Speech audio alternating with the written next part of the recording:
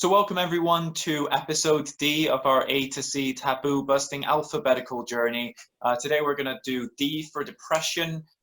Similar to the anxiety episode at the start, we know this is probably the obvious choice, but it's a really important choice because we could talk about this for an entire series of its own, but we're going to try and keep it fairly short and to the point, but maybe not to the point that you'd expect, because we want to talk about some of the more I guess, less discussed areas of things around depression and some of the areas where we feel that the discussion and the public understanding is lacking. So, Sylvia, welcome to this hopefully uplifting and informative episode about depression.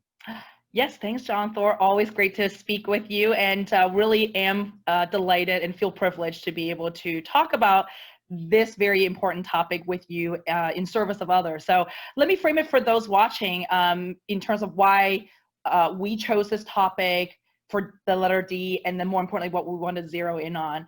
As I was thinking about depression, what really struck me was a lot of the internal narratives that I have had all my life about how, unless you're totally clinically depressed, unless you're almost portrayed as being completely unable to manage your life, to even get out of bed, then you don't really have a problem. So I found myself in various points of my life feeling very low, very powerless, or very hopeless, yet I was told to just suck it up and deal with it, right? Or that it wasn't really worth talking about because, oh, you're just having the blues, cry it out, you'll move on.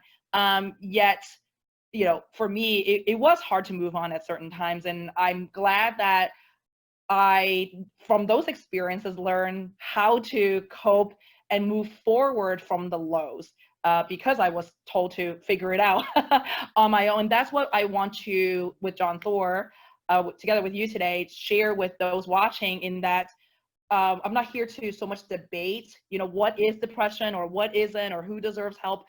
Yet I want to help those who feel like either their concerns and their lows aren't being validated, to know that there are things that you can do based on our experiences to move forward and to have some self coping mechanisms to help you again find a new pathway that perhaps your friends and family aren't able to give you at this juncture. I absolutely agree. And I think, you touched upon something really important there at the end, where I think a lot of people struggle to, again, reference back to the anxiety episode with the vocabulary and even how to talk to the people around them. Because I know from my experience that very often you might even have someone around that's struggling through the same things, but either because both sides are afraid to open up about it, or because both sides have different viewpoints on it, it becomes difficult to express. And so often it is tied into that, like I said, that theatrical representation, that if you aren't just catatonic, unable to move on, if there isn't this, lingering thought of self-harm, then surely, you're not in a bad position enough to deserve the help or to be validated. And for me, that was the case for years. I had friends and even in some cases family members that were struggling with such a severe depression that, looking at my own struggles, looking at my own lows, I thought, well, this doesn't even compare. So don't really need to deal with this. I don't really need any help. And you can fall into this trap of, I've probably said it in one of the episodes before, but I think it bears repeating. I realized after a while that even though my mental struggles weren't stopping me from doing the things that I wanted, they were very often stopping me from enjoying them. And that in and of itself should be enough of a reason to actually seek help. Because certainly you want to enjoy your life. You want to enjoy the things that you want to do. And for me, I had those lows very commonly in the morning, and I know that's something that we've both talked about, where you wake up and you just struggle so much to get out of bed. And I felt that with both depression and anxiety, where the feeling is different, but the results can very easily be the same, where you just lie there and you can't even imagine going on with your day. And I think in those instances, it's so important, to your earlier point again, to know what helps you get moving. How can you get up and continue? And even though you can't do it every time, there's, sometimes people just need that mental health day. Sometimes they just need to allow themselves to move forward at their own pace. And part of the reason I think it's so important to have these sorts of discussions is because one of the areas where I see the least understanding in this is workplaces. People are making up colds and flus and Mhm. food poisoning in order to tell their boss anything except that their mental health is stopping them from coming Mhm. in.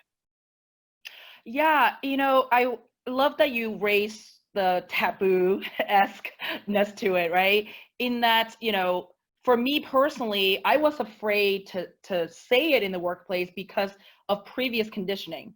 I Mm, remember telling somebody close to me that I was feeling depressed about things, about life, and this person literally said, "What do you got to be depressed about? You live in a good home, you have food on the table, you got clothing that's nice, and you seem to have a normal family. That's debatable, but literally this person completely dismissed my condition or my feelings about the condition. It was literally like, you can't possibly be depressed because of who you are or the environment you are raised in, and it was so baffling to me that someone would just negate it outright without any attempt to understand what was going on. And that conditioned me to tuck it away, right? It was almost like, oh gosh, I'm so ungrateful, for having these lows or having these hopeless thoughts, or literally like there would be mornings similar to what you said. I'd be like, what's the point, right? But then, I would just keep that to myself because I felt not only was I hopeless, I was also terribly ungrateful, right? It was almost like I shouldn't be talking about this stuff because there are people suffering worse, and yet not talking about it or not dealing with it or not bringing it out to the forefront only made it worse, right? That I was like literally simmering in my own stew of hopelessness and powerlessness, and just stuck in literally under my covers. yeah, and I think, that ties in so well again to the anxiety part of things, where there is this idea that anxiety is just stress and depression is just being sad. And if there isn't a reason to be sad or stressed, then you must just be making it up. You must just be dramatic, and people just kind of, yeah, negate those feelings and Mhm. push them away. And it's something that is, I guess it's simultaneously really odd to me, yet incredibly understandable. Because if you've never dealt with it or been taught to deal with it in a way, people push it away or they ignore it until it becomes too big to ignore. Yeah.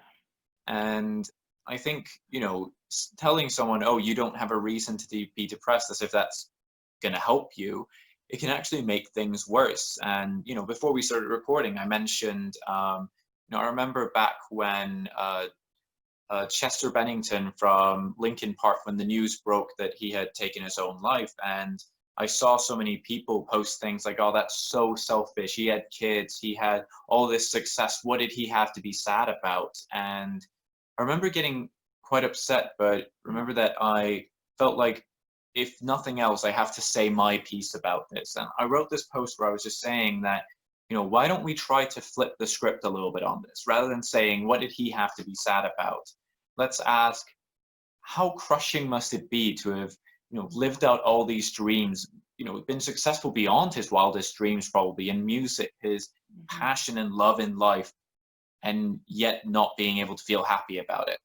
How crushing it must have been to have that beautiful family, his high school sweetheart and their kids and everything, and yet feel like, it wasn't, he couldn't move on, he couldn't go on. And I think, even though I'm now going to that epic theatrical representation, that we talked about in the beginning, even if we look at it on a smaller scale, because often these problems do start small, and then if we don't deal with them when they're small, it's the whole Brian Tracy eating a frog thing. It just grows and becomes more and more complicated because, you talked about conditioning. the way that we deal or don't deal with our problems becomes such conditioned parts of our behavior. And the longer that we move on doing that, the more difficult they become to untangle. And that doesn't mean that we shouldn't, but it does mean that a lot of people effectively either give up on it when they start, or they just don't start at all because it seems like such a monumental task if they even make the step to realize those patterns. Because if you don't realize that pattern, you'll never connect the dots. Hmm. Yeah, and a moment ago, before we started recording, we talked about how there was a time in my life when I didn't feel like I have earned the right to talk about this because there was somebody in my circle who was clinically depressed, who was on medication. And I almost, again, because of that conditioning that I mentioned a second ago, right, plus then my own internal narrative about how, gosh, like someone has it so much worse, therefore maybe the problem really is me, that I'm being dramatic, I'm not being level-headed about this. And there was that sense of guilt of like, why do I feel this way when there is so much suffering, not even just in the world, but like in front of me even, right? A person in my circle suffering from this condition. And so, but yet by not talking about it, it did manifest, or it did grow in very unhealthy ways. And I think that is the piece that I really want to shine a light on, is sometimes it's like the inception of the problem, it's in itself a problem, yet when we let it fester, when we let it grow, and that's the piece I think for me, is what I want to shine a light on. And I also found that many people are very uncomfortable while talking about this as well. So I think, like you said, give it language, give it shape, or to know that we don't have to, as perhaps a friend or a partner to somebody who might be struggling, we don't have to solve for everything. Yes, if we Yeah. can be there to just affect that one or two things in the moment, to spark, if you will, that turning point, or just to let someone know that, hey, like there is a way to turn this car around. Doesn't have to be a 180-degree turn, but it could be even a slight turn that might make a difference. And that's what I would love to lean into today. Yeah, and I think, you've touched upon such a good thing there, where it's because I, due to a number of things, have often fallen into this role of feeling like I need to save everyone around me. I need to be that savior stepping in, which someone pointed out once, I think when I wrote about this on LinkedIn or made a video, pointed out that in a weird way, it's an egotistical attempt to be selfless, to imagine that everyone needs you and you're able to help everyone with their problems. But the reality is that it's not about solving it. It's about having that understanding of what does that person need in that moment. It might be someone to just talk about anything except for depression. Mm-hmm. It might be to talk through how they're feeling. It might be for them to just be there. Mm-hmm. Like, some people find great comfort in literally just being in the physical presence of someone else, even if they're not talking. They could be doing separate things in the same room, Mm-hmm. but just having that person there. And I think being able to explain that, being able to have, again, yes, that shape and that language to it. And one thing I have been thinking a lot about is how we treat physical injury so Yeah, much differently than emotional or mental injury, right? Or in this case, maybe it's not just an injury, but a condition. So I yeah, think about if I were to choke, let's say I love almonds. So let's say if I were eating my almonds and all of a sudden I choked and I'm gasping for air, someone would come up and administer CPR, hopefully, to help me, actually get air in my airways. However, when I'm choking under the own weight of my own depression, what do people say? Exactly what we just talked about, right? Get over it, or it'll pass, or what do you got to worry about? And I've always been fascinated by how it is that right? We have all these really great protocols for treating physical harm or the result of physical harm, right? Physical injury and conditions. Like I would never tell someone who is walking with crutches to get over it, Yeah. right? Like, come on now, let's go.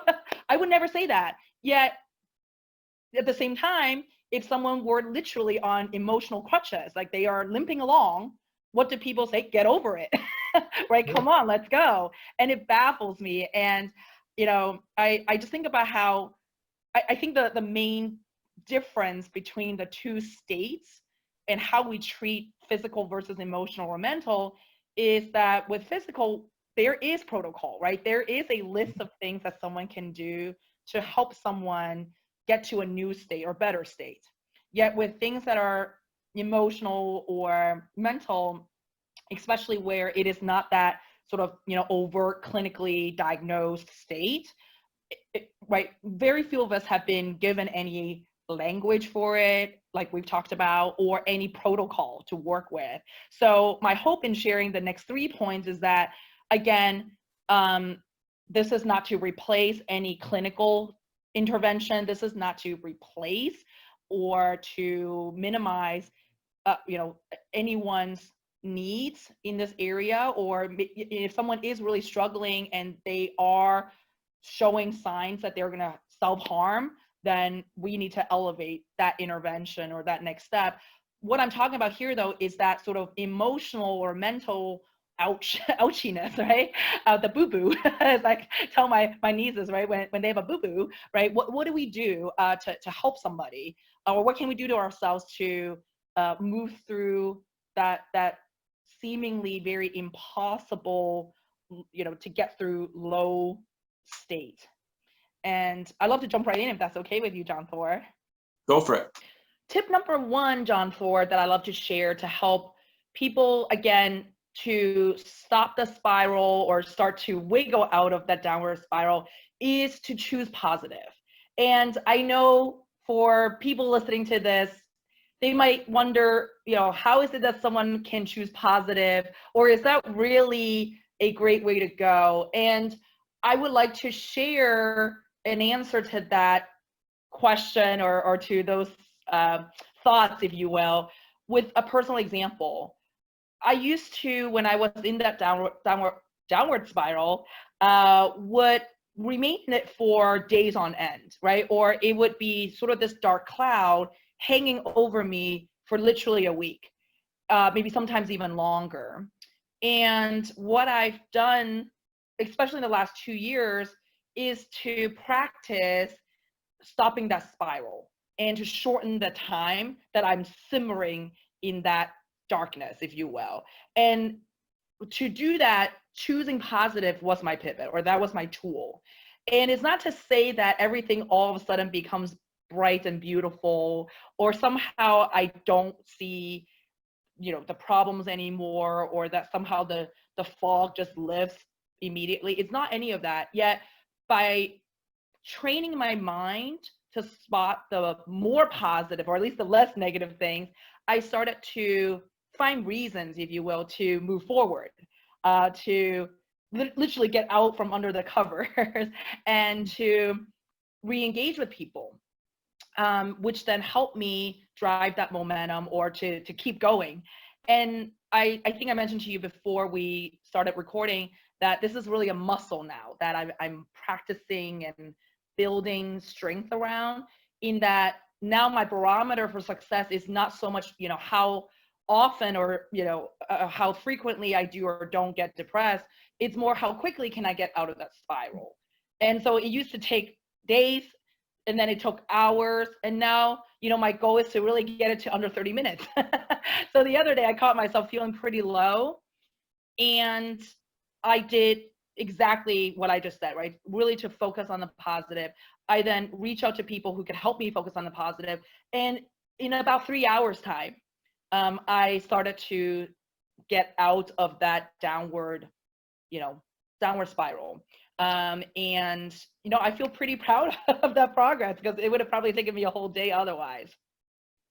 Yeah, and I think, the reason I think a lot of people's first reaction to the tip of focus on the positive might rub people the wrong way. And, you know, 'cause my initial thought when you said that was that it reminds me of, you know, especially let's say being a teenager, feeling really rough, and similar to what we talked about earlier in the show, you know, people kind of saying, oh, you don't have a reason to, look at all the great things, look on the bright side.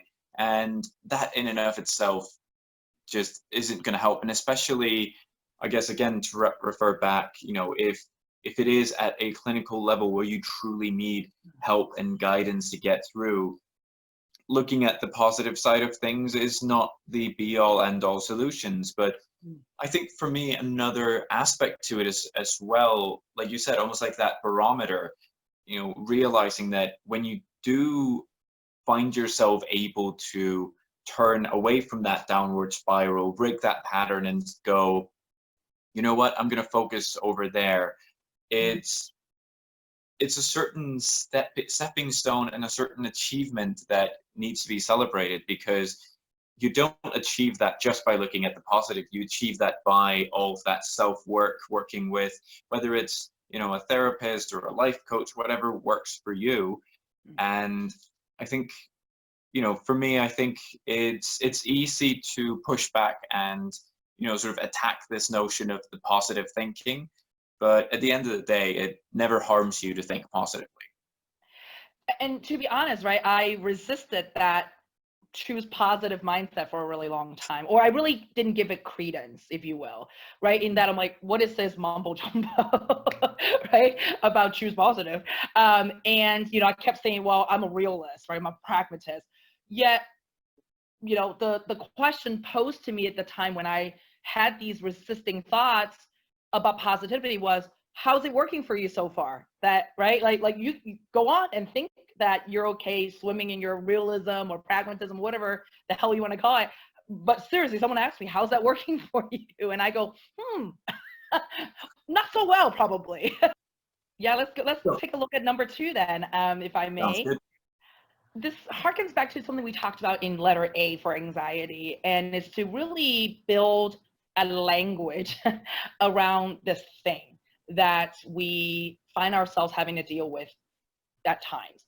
And you know, earlier in the video, I mentioned that it was really hard for me to talk about it because I had someone dismiss me repeatedly when I would say I wasn't doing so well, I wasn't feeling so well, or something was off.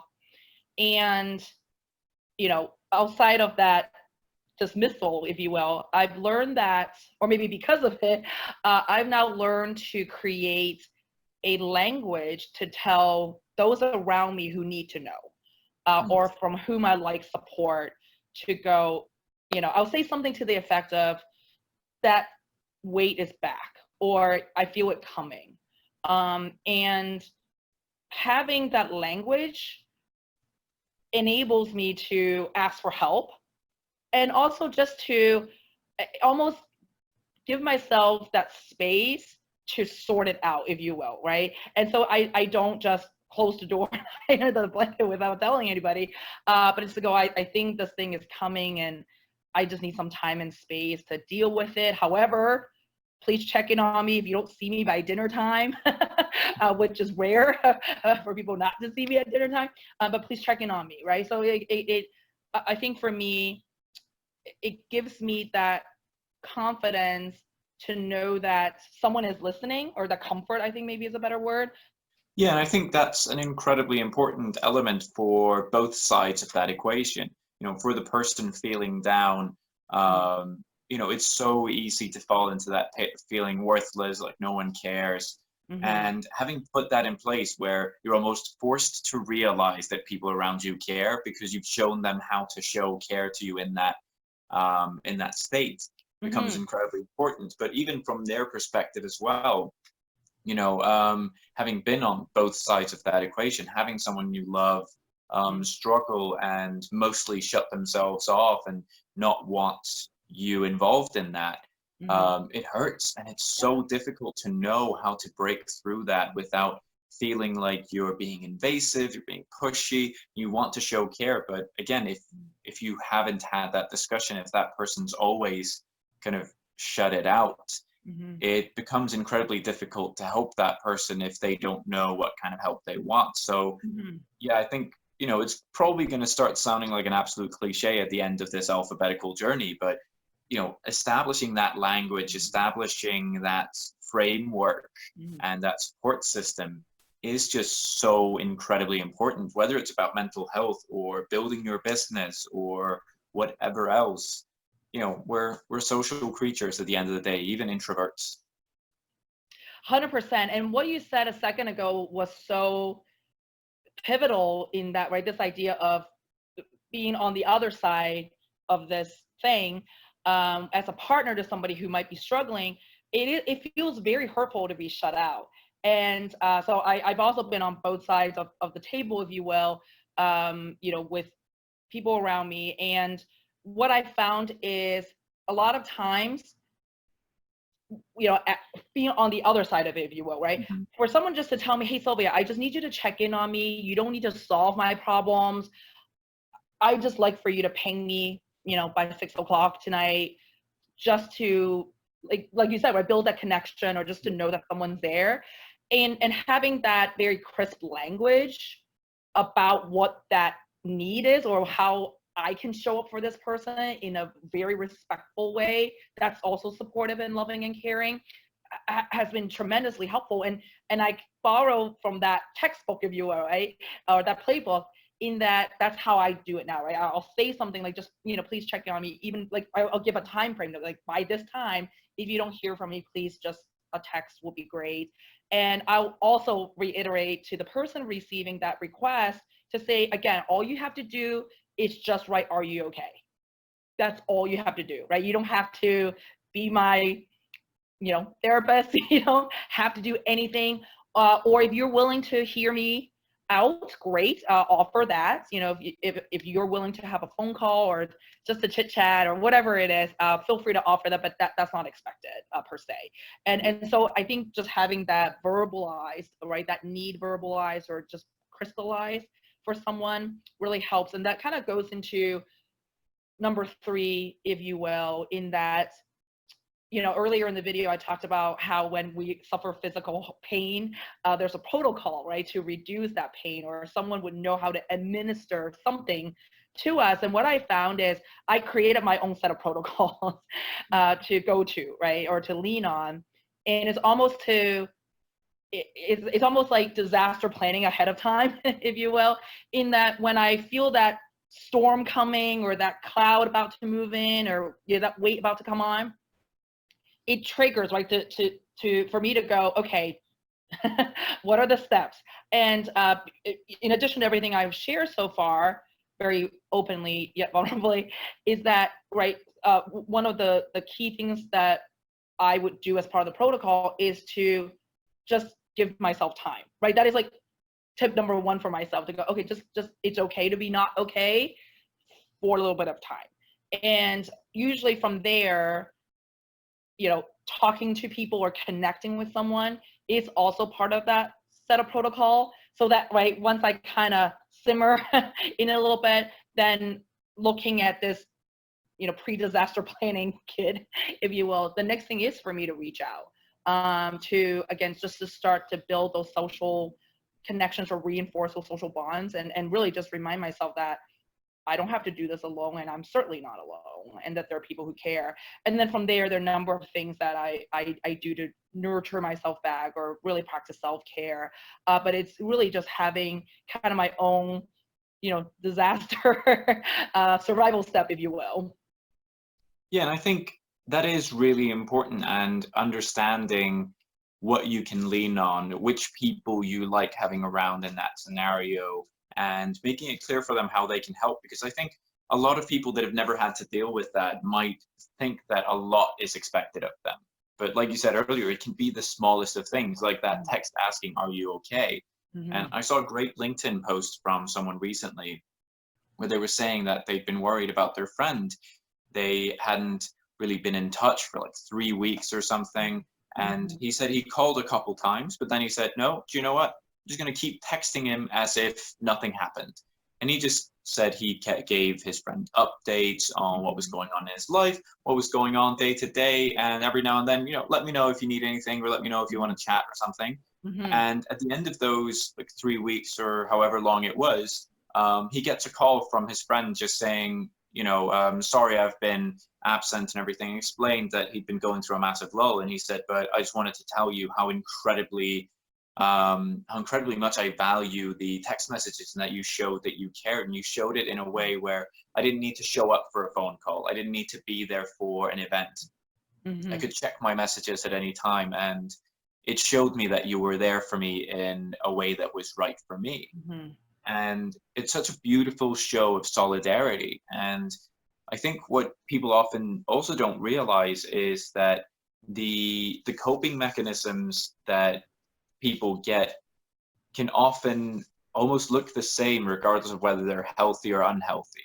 Mm-hmm. I've seen so many people say, "Oh, I'm going to beat my mental health problems by, going to the gym," and they effectively turn the gym into an addiction. They treat their bodies with so much perceived respect on their end, but in reality, they're punishing themselves. And not saying this is true of everyone, because then there are people that genuinely find such solace and such liberation in working out. And for me, I found that to once again go on to well explored grounds with music, that as a listener, I found that as a teenager especially, it was a form of escapism.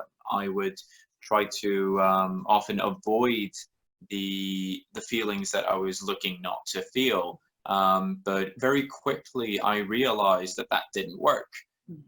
Feeling sad and listening to a happy song just didn't really do it for me.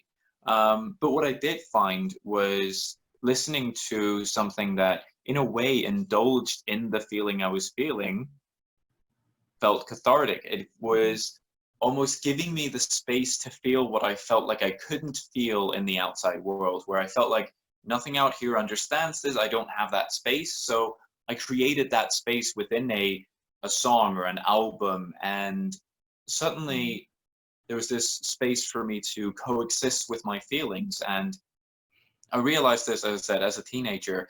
And I remember people being like, "Oh, of course you feel bad. You're listening to sad music." And I think people spot different things, and it's really interesting to me to dive into that and see how people have taken something that might seem healthy and turned it unhealthy, or the other way around. Mm. It's so fascinating. You mentioned this idea of indulging your feelings through music. And it harkens back to a period of time in my life when I was going through some massive difficulties. And, unbeknownst to me, the movie Notting Hill Yeah, with Julia Roberts and Hugh Grant was really cathartic. And I couldn't figure out why for the longest time that, I couldn't figure out why this particular movie of all movies was so cathartic. Yet for some unknown reason, it helped me look at my own emotions from different angles. Or like during the course of the movie, I was able to explore what I was feeling or how I was feeling those feelings from a couple different lenses, all packaged in a beautifully 100-minute movie or so. And it was something that I wasn't expecting at all, yet it really was a great, uh, cathartic step for me. And now I know that sometimes, like when I look at something, even my own emotions, for too long from just one angle, I become a little too narrow-minded or too myopic about it. And you're right, like sometimes, if I'm really feeling down, like I love those really heavy like symphonies. I'm just gonna lean into it, and then sooner or later I go, well, maybe I'm not as deep into this, or maybe I'm really in it in a different way, but it helps me process similarly to what you just described. absolutely. And I think, yeah, locating those different ways that you can, I guess, safely indulge in those feelings. Mm, Because if you dig them down mm. or bury them, you're never going to resolve them. Just like with anything else in the world, silence doesn't solve problems. Well, and going back to again the beginning of the video where I said I had people around me as influences early on in my life that weren't really helpful or positive in this regard. I mean, I watched somebody near me who, when they were down, they would just completely lash out first and then shut themselves off completely for days on end. And again, this person really didn't have any healthy coping mechanisms, or they didn't find the support that could have been there for them. And so I saw the contrast, or what could be, right, for me, in that, wow, like this is some dark stuff. Like, and again, not dismissing the feelings. My point really is about, yes, these things happen, yet this person really suffered. And you brought this up earlier, in that many of us have progressed and gone on to do just fine, right? Yet these are the barriers that keep us from living our best lives, from being perhaps the best partners we can be to those around us, or friends, or whatever. And so I really saw in this person how, because they didn't have any constructive way to channel these very massive feelings that can be very dark, I think that was the beginning of my awareness that if I don't do something, that is going to be my reality. Yeah, it's sort of like the ghost of future Christmas in a way. It's like you see what could be if you keep on that same path, and if you don't develop, because especially if we grow around with certain family patterns, I've often jokingly said, our roles as adults is breaking the patterns we learn as kids. And I know that's not true for everyone, but I think there's an element to it in each generation where, we want to, whether it is some sort of rebellion, or whether it's just breaking certain habits or trends that we've seen. And I think mental health is a huge one amongst our generation and coming generations, because it has been such a taboo.